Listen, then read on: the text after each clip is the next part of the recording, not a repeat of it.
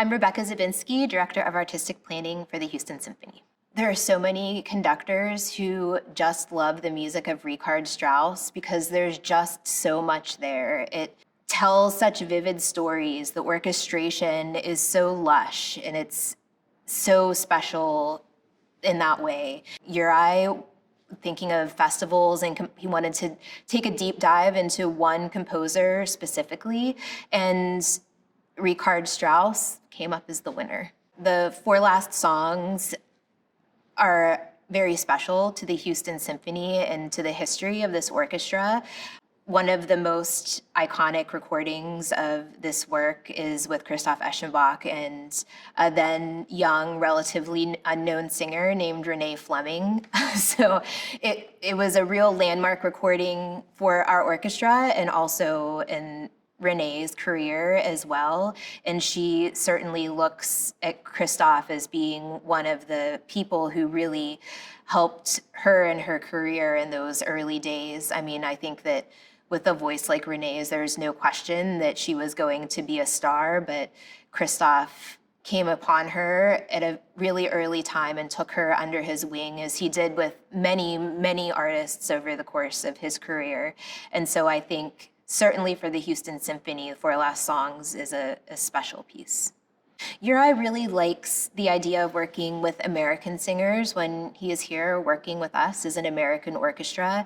He feels strongly, as do all of us, that one of the responsibilities of an American orchestra is to amplify American voices, and sometimes that's composers, sometimes that's a soloist, and in this case, Rachel Willis-Sørensen is one of the hottest American sopranos on the scene right now. And she has a wonderful Houston connection as well, being an alum of the Houston Grand Opera Studio.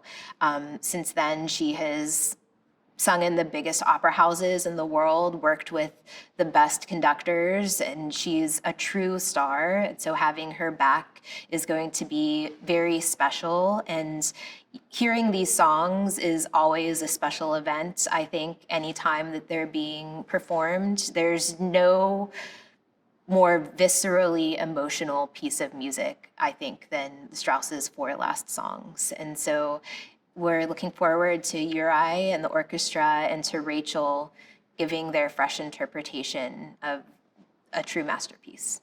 There's a lot of Richard Strauss's music that you could consider as epic. And I think that out of all of his compositions, perhaps the most epic is Alpine Symphony.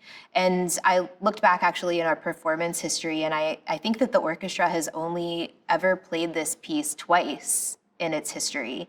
And I can understand why, because the forces required are so vast. I mean, we have a full orchestra at our disposal all of the time, but this piece requires many more musicians than a standard orchestra. And in terms of, where are those extra musicians, the answer is everywhere. In every section there are extra players, but especially in the horns.